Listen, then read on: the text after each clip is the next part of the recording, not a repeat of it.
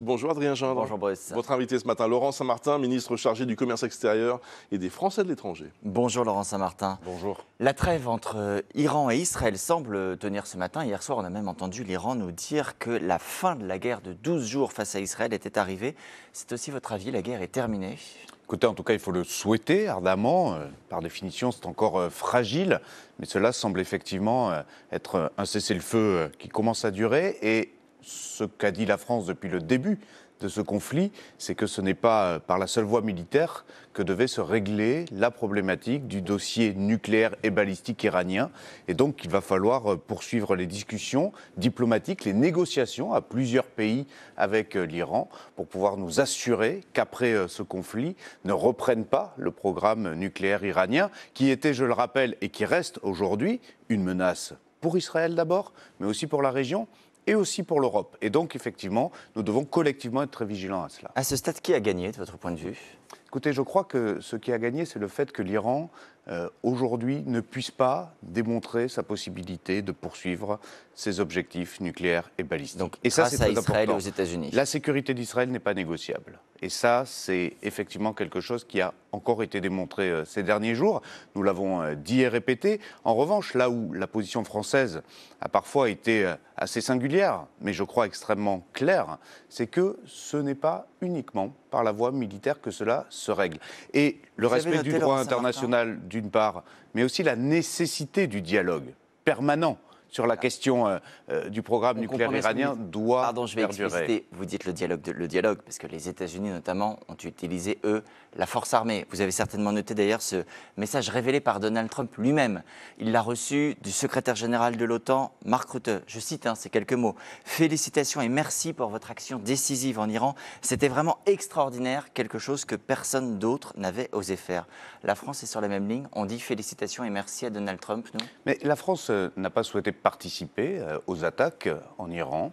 La France considère que ce qui a été fait il y a 10 ans avec les Britanniques, les Allemands, pour permettre justement de contenir le programme nucléaire et balistique iranien a fonctionné. Oui, mais ce qui a marché cette fois-ci, pardon Laurent Saint-Martin, oui, c'est en partie certainement l'action des États-Unis. Donc je vous repose la question, est-ce que nous disons félicitations et merci à Donald Trump? Mais nous disons que nous sommes ensemble pour dire une chose très claire, non au programme nucléaire ni merci. iranien. Non, mais nous disons que cela doit être ensemble, c'est-à-dire que la question diplomatique et de la négociation ne doit jamais être exclue. Et ce dont on doit se féliciter ensemble, c'est qu'effectivement, cette guerre, ces attaques prennent fin.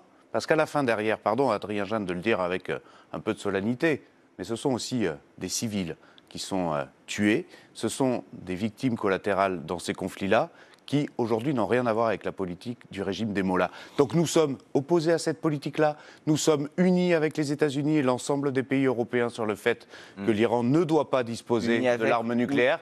Et donc, effectivement, la voix de la France, elle est importante du point de vue diplomatique et de la négociation aussi pour rappeler à quel point c'est important et nécessaire aussi de passer par là pour résoudre ces problématiques. Vous dites unis avec les États-Unis. Bien sûr. Donald Trump, très sincèrement, c'est uni derrière les États-Unis. On l'a vu encore avec l'exemple du pétrole. Alors on peut s'en réjouir, hein, les cours du pétrole baissent à nouveau. Ça fait s'éloigner la perspective d'une hausse des prix à la pompe.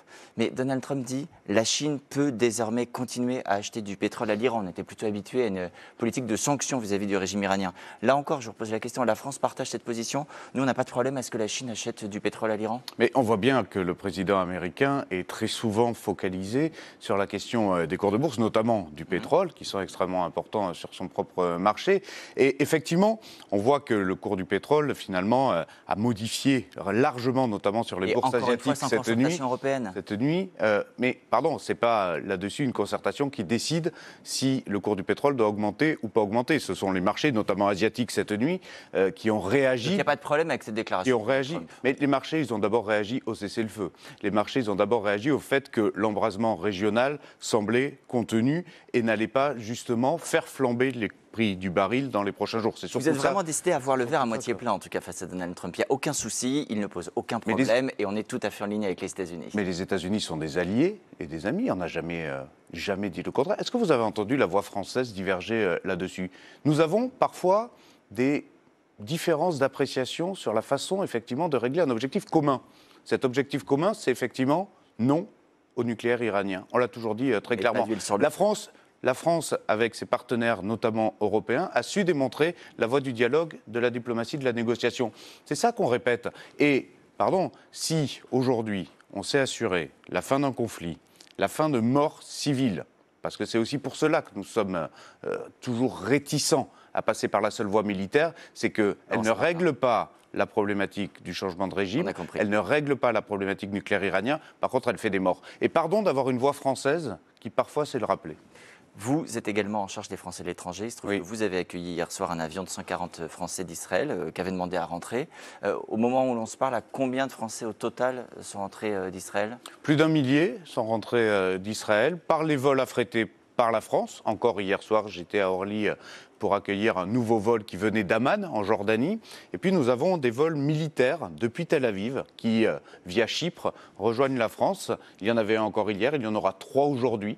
Et donc nous avons un peu plus d'1 millier de ressortissants français d'Israël et aussi d'Iran. Malgré le cessez-le-feu qui sont nous continuons effectivement à il y a toujours des rapatriements. Absolument. Ça vaut également pour nos ressortissants d'Iran. Alors, pour le coup, l'Iran, c'est beaucoup moins de Français, c'est à peu près 250 000 en Israël, un petit millier, je crois, en Iran. Il y a également des rapatriements à venir ? Oui, qui eux passent par l'Arménie et la Turquie, puisqu'ils peuvent passer par la route sans visa.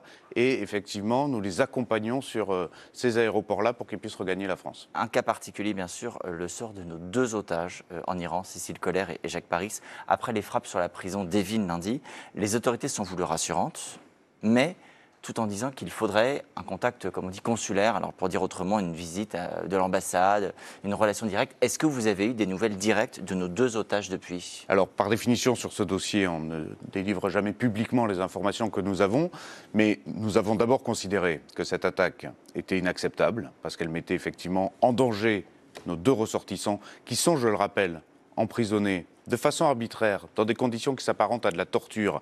Et nous sommes évidemment en contact. Nous sommes en contact avec les autorités iraniennes. Si le pire était arrivé, malheureusement, vous le sauriez, et ce n'est pas le cas, bien sûr. Un mot également pour conclure, Laurent Saint-Martin, des retraites, puisqu'hier, le Parti socialiste a annoncé le dépôt d'une motion de censure contre le gouvernement.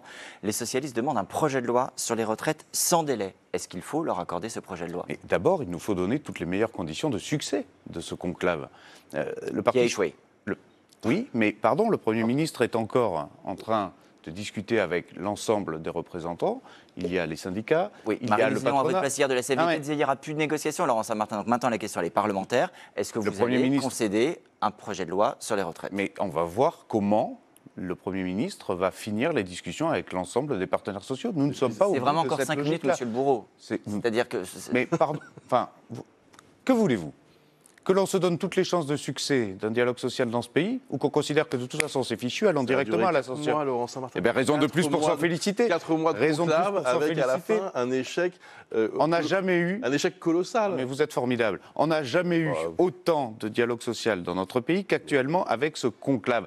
Qu'il puisse et qu'il faille parfois. Mais ne niez pas qu'il y a un échec à la fin. Qu'il faille, il y aura peut-être un échec du conclave. Il y a un échec. On se donne. Ça c'est factuel. Oui, mais on se donne aussi. Là, vous réinventez quelque chose. Non, on se donne tous les moyens de s'assurer que s'il reste, s'il reste quelques détails sur lesquels l'exécutif peut aider, accompagner, à trouver des convergences, on le fera. Et s'il doit y avoir un texte de loi présenté devant le Parlement, le Premier ministre le décidera et l'annoncera, comme il l'a dit hier, à l'Assemblée nationale. Et il le décidera quand, pardon, juste parce que la motion de censure, si elle a lieu la semaine prochaine, il y a quand même quelques heures, quelques jours avant de se décider. Quand il aura fini de consulter l'ensemble des partenaires. Merci Laurent Saint-Martin, merci beaucoup Adrien Gin.